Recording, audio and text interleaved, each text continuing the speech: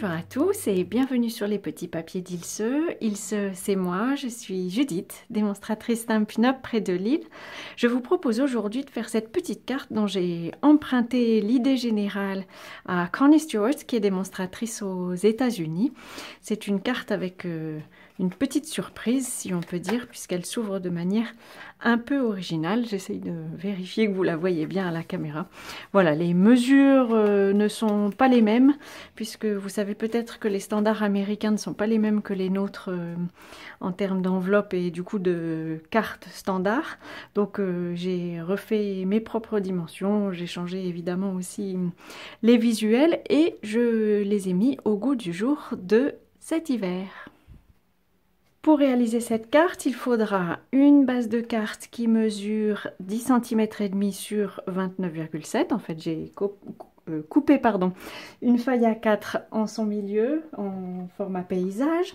Et il faudra des plis, je vous renoterai les mesures sur le blog. Un premier à 5 cm, je vais bien le marquer. Et le deuxième à 17,5. Ça va nous permettre de refermer notre carte. J'ai aussi découpé une feuille blanche qui mesure un demi-centimètre de moins que le devant, donc elle mesure 10 cm sur 12 pour pouvoir la positionner ici et avoir une petite décoration. Et pour la décoration de notre carte, j'ai choisi de rester dans les mêmes tons que mon prototype. Et donc je suis toujours dans cette jolie couleur qui fait partie de nos In Colors. Et j'ai découpé un panneau qui mesure 10 cm sur 12 également. Et un panneau qui mesure 4,5 sur 10 cm. Pour commencer les opérations, je vais déjà coller mes papiers de série design, tout simplement. Et puis je vais alterner comme je fais sur mon prototype et comme l'avait fait Connie Stewart sur sa vidéo. Donc j'essaye de le positionner évidemment le plus possible au milieu. Et je vais poser aussi celle-ci, puis je vais, comme je vous disais, alterner et positionner le Vichy.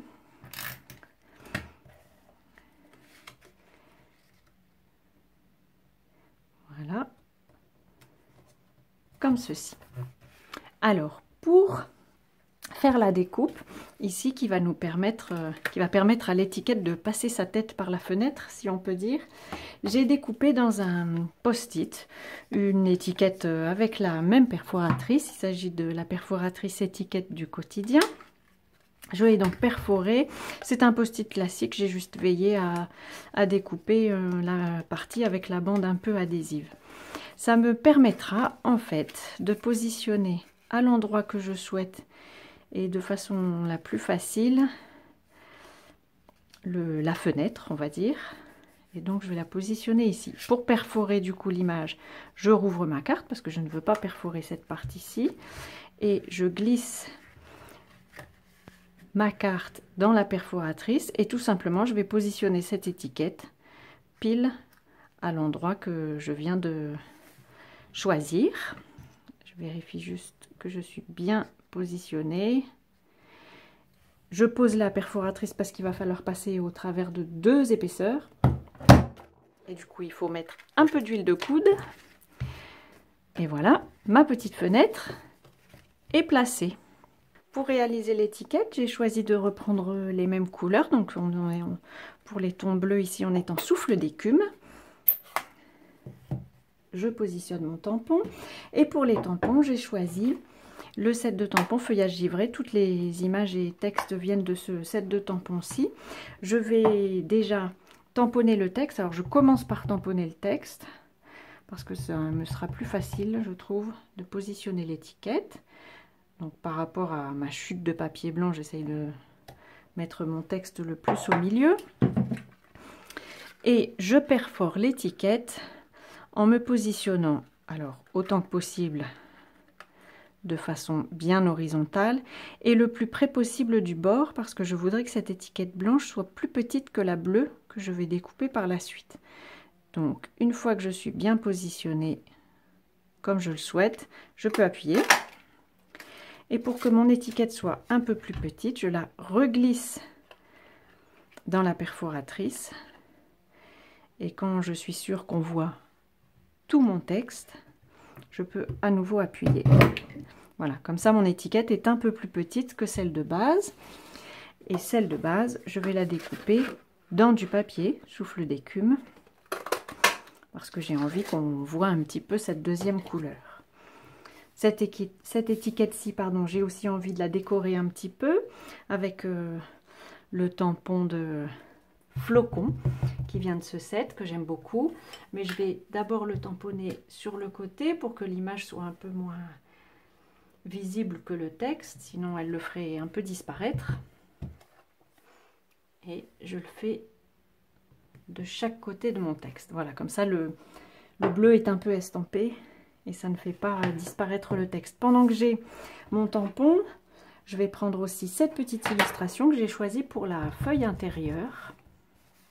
Elle, par contre, je vais la tamponner directement et puis j'habille mon coin comme ceci. Alors, c'est pas grave si ça dépasse, je l'ai choisi comme ça. Après, évidemment, chacun fait comme il le souhaite. Je vais pouvoir coller cette partie-ci à l'intérieur de ma carte. Voilà. Ça permettra... C'était vraiment juste pour l'habiller. C'est rare que je mette une carte à l'intérieur, mais c'était... Il était dans la carte de base de Corny Stewart que j'ai adapté et j'aime bien l'idée.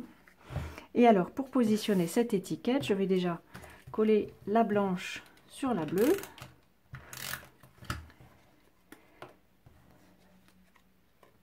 Au milieu, pour qu'on puisse voir un peu de bleu de chaque côté. Donc, évidemment, au-dessus et en dessous, on est sur la même hauteur que la carte de base. La blanche et la bleue ont la même hauteur. Pour la positionner, je referme ma carte, je vérifie bien, juste pour avoir une idée de l'endroit où je vais devoir mettre un peu de colle. Donc c'est en bas de l'étiquette et uniquement en bas. Et je la repose en la glissant dans l'encoche d'une certaine manière. Pour terminer d'habiller la carte, j'aime bien que le laiton bleu soit un peu plus représenté. Et donc j'ai tout simplement redécoupé une chute dans du papier souffle d'écume. Celui-ci mesure 10 cm et demi sur 4 cm, il me semble. Mais vraiment, il suffit d'avoir une chute qui ne soit juste pas trop grande pour qu'elle ne passe pas, évidemment qu'elle ne soit pas visible ici. Pour la positionner, j'ai un petit truc qui s'appelle réglanter. Je ne suis pas bonne du tout. Je n'ai pas le compas dans l'œil, comme on dit. Je ne suis pas bonne pour positionner mes papiers de façon régulière. Je m'assure juste que la feuille, que ma petite languette est bien au milieu de ma carte. Et par contre, pour qu'elle soit bien horizontale, je la pose juste contre ma réglantée. Voilà. Comme ça, ma languette est à peu près droite.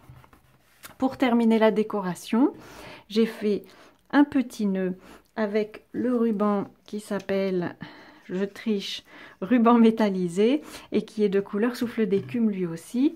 J'ai fait un petit nœud à la fourchette. Alors vous trouverez de nombreuses références sur internet pour apprendre à le faire, mais si vous avez envie que je vous fasse une petite vidéo, je pourrais m'y essayer.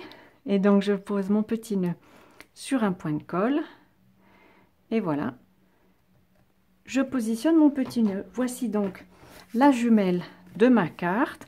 Alors j'aime bien cette carte parce que ce souhait, parce qu'il est un peu général, qui pourra fonctionner évidemment pour l'hiver, mais aussi pourquoi pas pour d'autres saisons. Après tout, le bonheur dans une famille, c'est bien à toutes les saisons. Voilà, j'espère que cette idée de carte très simple que j'ai empruntée à Corny Stewart, j'espère qu'elle lui conviendra, j'espère qu'elle vous donne envie à vous de faire vos propres créations. Et puis, comme toujours, je vous dis à très bientôt sur les petits papiers d'Ilse pour de nouvelles créations. À bientôt!